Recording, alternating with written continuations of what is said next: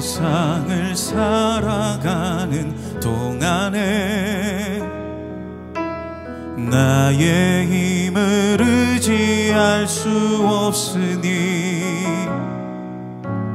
기도하고 낙심하지 말 것은 주께서 참 소망이 되심이라. 주의 길을 걸어가는 동안에 세상의 것 의지할 수 없으니 감사하고 낙심하지 말 것은 주께서 참 기쁨이 되심이라. 하나님의 꿈이 나의 비전이 되고 예수님의 성품이 나의 인격이 되고 성령님의 권능이 나의 능력이 되길 원하고 바라고 기도합니다. 하나님의 꿈이 나의 비전이 되고 예수님의 성품이 나의 인격이 되고 성령님의 권능이 나의 능력이 되길 원하고 바라고 기도합니다. 제13장.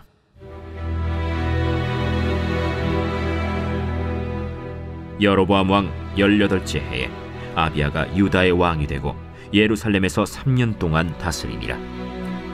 그의 어머니의 이름은 미가야요 기브아 사람 우리엘의 딸이더라.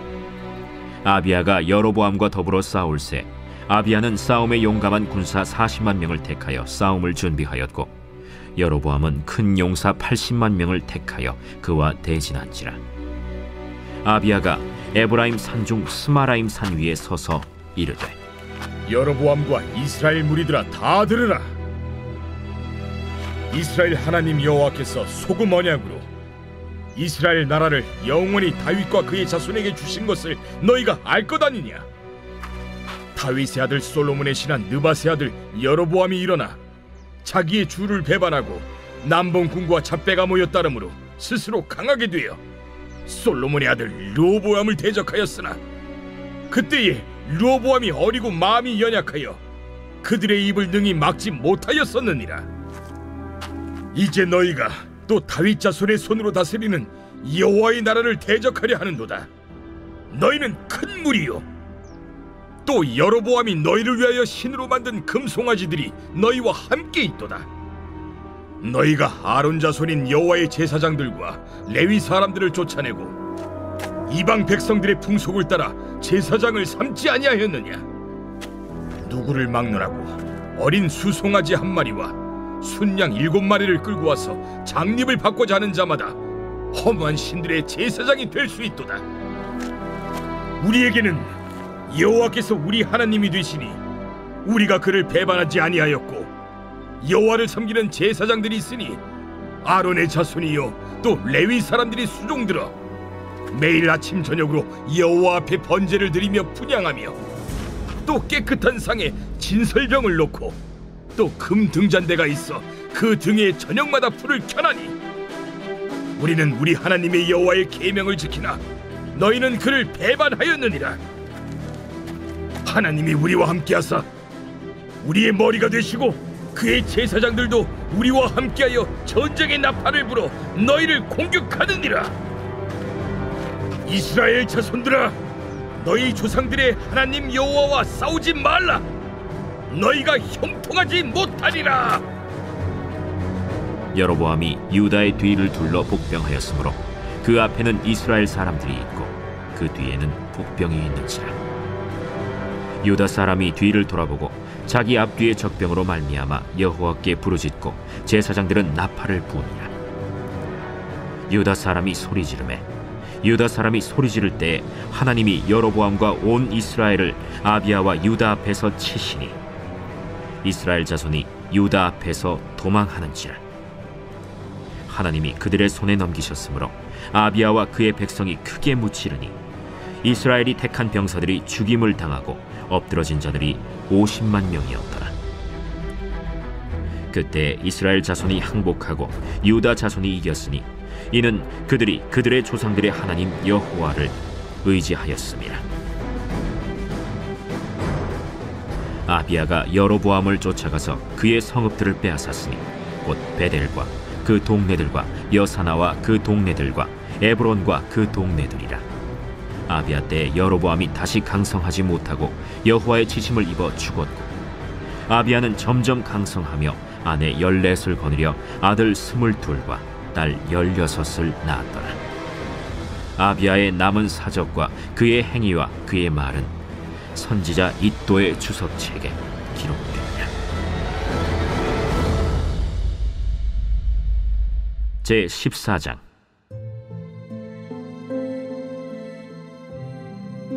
아비야가 그의 조상들과 함께 누움에 다윗성에 장사되고 그의 아들 아사가 대신하여 왕이 되니 그의 시대에 그의 땅이 10년 동안 평안하니라. 우리의 삶은 크고 작은 싸움의 연속입니다. 직장에서의 경쟁, 가정 안의 갈등과 같은 눈에 보이는 싸움도 있지만 더 깊은 곳에서 벌어지는 영적인 싸움도 있습니다. 불안과 두려움, 죄의 유혹, 그리고 세상의 가치관과 끊임없이 맞서 싸워야 하는 그런 싸움들도 있죠. 문제는 이 싸움에서 우리가 늘 수적으로 열세에 놓여 있다는 것입니다. 거대하고 강력해 보이는 세상 앞에 우리는 너무나 연약한 존재이죠. 마치 작은 촛불이 이 폭풍에 흔들리는 것처럼 말입니다. 오늘 본문에 등장하는 이 아비야의 왕과 유다 백성도 바로 그런 상황에 처해 있었습니다. 40만 명의 군사로 이 80만 명의 거대한 군대를 상대해야 했죠. 적은 교묘한 전략으로 사면초가의 상황까지 만들어 놓은 상황입니다. 그러나 놀랍게도 이 전쟁은 이 숫자와 전략의 싸움이 아니었다라는 것이죠. 이 싸움은 누가 하나님을 의지하는가, 누가 하나님을 의지하는가에 달린 이 싸움이었습니다. 그러므로 이 역대하의 13장은 오늘 우리에게 이렇게 질문을 하죠. 우리는 무엇을 의지할 것인가? 나의 힘인가 아니면 하나님인가? 라는 이 질문으로 말입니다. 오늘 우리는 이 말씀을 통해 인간은 위기 앞에서 한계를 드러내지만 하나님의 언약을 붙들고 그분을 의지하는 자는 이 불가능을 뛰어넘는 승리를 경험한다는 이 사실을 깨닫게 되기를 주님의 이름으로 축복합니다. 먼저 이 인간의 한계는 위기 앞에서 드러난다라는 이 사실로 오늘 말씀을 시작하고자 합니다. 남유다의 아비야 왕은 40만 명의 군사를 이끌고 전쟁터에 나섰습니다. 반면 이 북이스라엘의 이 여로보암은 무려 2배나 많은 80만 명을 준비를 했죠. 전쟁에서 숫자는 절대적인 힘입니다. 게다가 여로보암은 매복을 두어 앞뒤에서 동시에 공격하려는 이 전략적 우위를 쥐고 있는 상황이기도 했죠. 인간적인 계산으로는 이미 끝난 싸움이었습니다. 그렇기 때문에 아비야와 이 유다 백성의 눈앞에는 이 절망이라는 단어밖에 보이지 않았을 것입니다. 우리는 여기서 아주 중요한 영적 교훈을 발견하게 되는데요. 아무리 철저히 준비하고 힘을 모아도 인간은 위기 앞에서 한계가 드러난다라는 이 사실 말입니다. 건강해 보이던 육체일지라도 하루아침에 병이 찾아올 때면 연약함을 경험합니다. 많은 재물을 쌓아도 한순간에 잃게 되면 허무함을 맛보게 되죠. 높은 명예와 지위도 작은 사건 하나로 무너질 수 있습니다. 이처럼 우리 삶에는 위기가 존재하며 그 위기 앞에서 우리의 한계는 드러나고 만다라는 사실이죠. 때때로 강해 보이고 천년만년 경고할 것처럼 보일지라도 이 위기는 인간이 얼마나 한없이 연약한 존재인지를 잘 드러내는 것 같습니다. 성경은 이러한 인간의 연약함을 놓치지 않고 많은 곳에 기록하고 있는 것을 볼 수가 있습니다. 홍해 앞에 선 모세, 여리고성 앞에 선 여호수아, 골리앗 앞에 선 다윗, 미디안 군대 앞에 선 이 기드온의 모습은 위기 앞에서 아무것도 할 수 없는 이 인간의 연약함을 잘 보여주는 내용이죠. 그렇다면 왜 성경은 이 위기 속에 비춰지는 이 인간의 나약함들을 기록해 두었을까요? 그것은 바로 그 위기가 무엇이 되었든 상관없이 위기를 극복할 해결자가 있음을 보여주기 위함이다라는 사실입니다. 고린도후서 12장 10절은 이렇게 말합니다. 그러므로 내가 그리스도를 위하여 약한 것들과 능욕과 궁핍과 박해와 공고를 기뻐하나니 이는 내가 약한 그때에 강함이라. 무슨 말입니까? 그리스도를 위해서 나의 약함과 능욕과 궁핍과 박해와 공고가 기쁨이 되는 이유는 내가 약한 그때에 강함이 되는 분이 있다라는 이 사실입니다. 여러분, 이 강함이 되는 분이 누구이십니까? 바로 우리 여호와 하나님이실 줄 믿습니다. 그래서 잠언 21장 31절은 우리에게 이렇게 말합니다. 싸울 날을 위하여 마병을 예비하거니와 이김은 여호와께 있느니라. 아멘. 우리가 아무리 준비하고 계산해도 우리는 위기 앞에서 아무것도 할 수 없는 그런 연약한 존재로 남아있게 될 겁니다. 그러나 우리는 한없이 약하나 승리는 하나님께 달려있다라는 이 사실을 말이죠.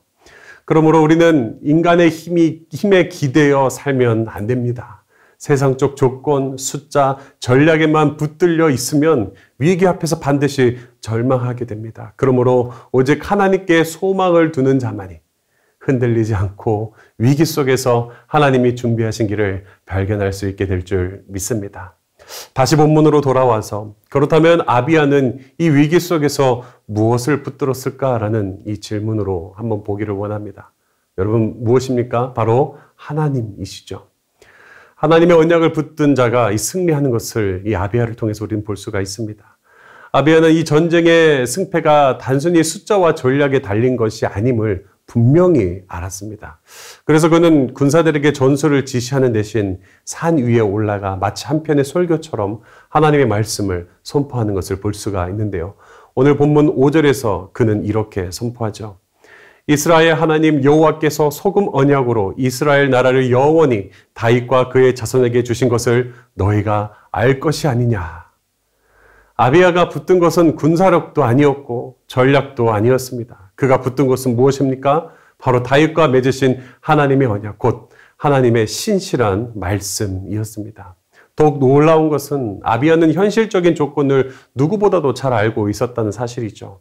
유다는 군사의 그 수가 북이스라엘에 비해 턱없이 적었다는 것도 알았고, 또한 오늘 본문 7절에 보면 그의 선왕이었던 르호보암이 여로보암의 대결에서 실패한 이 뼈아픈 경험도 있었다는 것을 알고 있었습니다.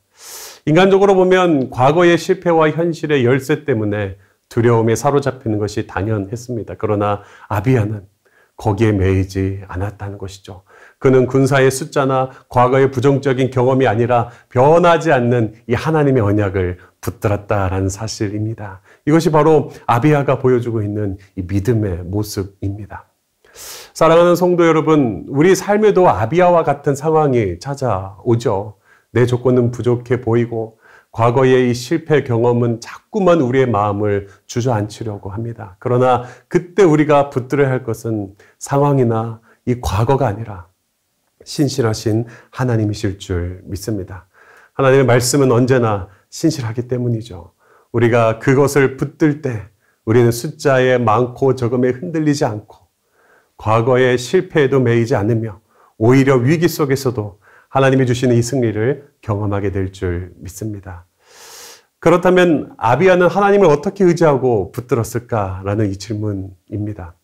우리는 바로 이 아비야를 통해서 그런 상황에서 붙들어야 될 것, 바로 하나님께 부르짖는 이 행동이다라는 사실을 살펴보고자 합니다. 오늘 본문은 절정에 이릅니다. 여로보암은 교묘한 전략으로 유다를 앞뒤에서 포위했습니다. 이제 인간적으로는 더 이상 빠져나갈 수 없는 이 길에 들어서게 된 거죠. 말 그대로 이 사면초가의 순간이었습니다. 그때 유다 백성은 어떻게 했습니까? 오늘 본문 14절 말씀입니다. 제가 읽어드리도록 하겠습니다. 유다 사람이 뒤를 돌아보고 자기 앞뒤에 적병으로 말미암아 여호와께 부르짖고 제사장들은 나팔을 부니라. 유다는 매복을 깨트릴 특별한 전략을 세운 것이 아니었습니다. 그들이 할 수 있는 것은 오직 한 가지, 하나님께 부르짖는 것이었다는 사실이죠. 제사장의 이 언약의 상징인 나팔을 불며, 하나님을 상징하는 이 나팔을 불며 하나님께 모든 것을 의탁하는 것을 볼 수가 있습니다. 여러분, 그 순간 어떤 일이 일어납니까? 오늘 보면 15절에 보면 이렇게 기록합니다. 유다 사람이 소리 지를 때에 하나님이 여로보암과 온 이스라엘을 아비야와 유다 앞에서 치시니. 이 말씀은 우리에게 분명히 보여줍니다.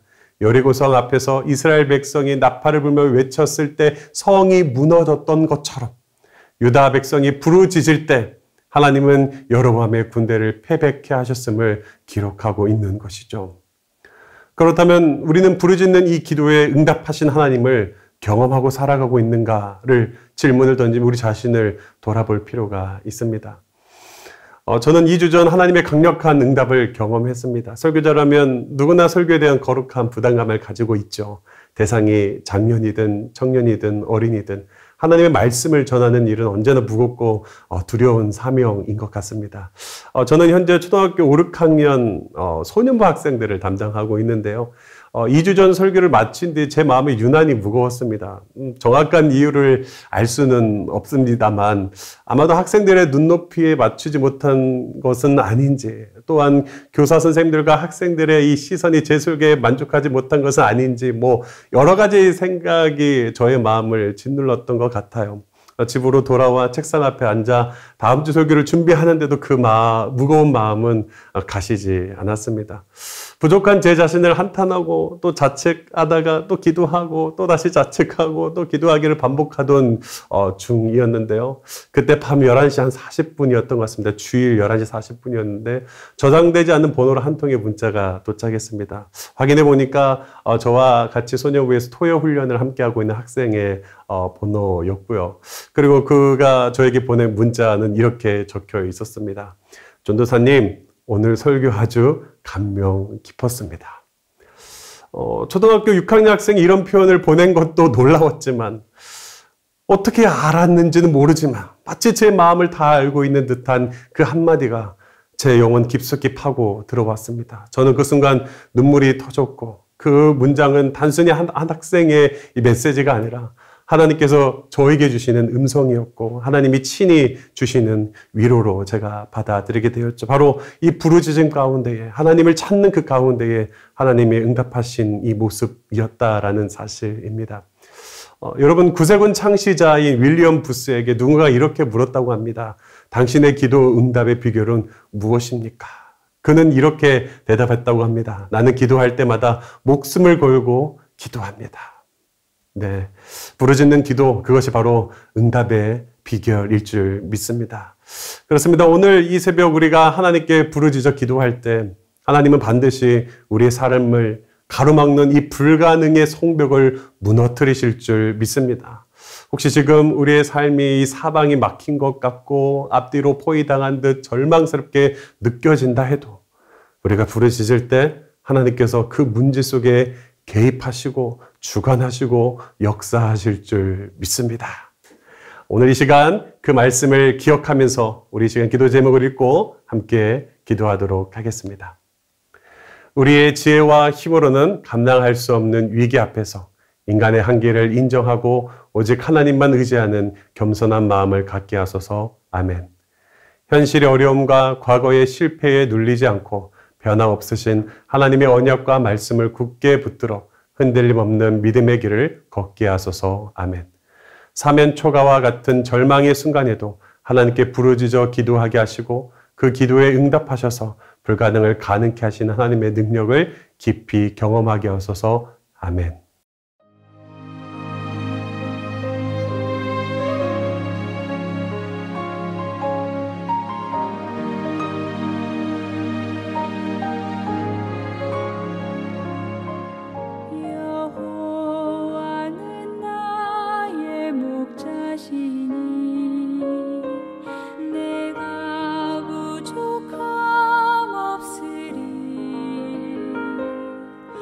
부른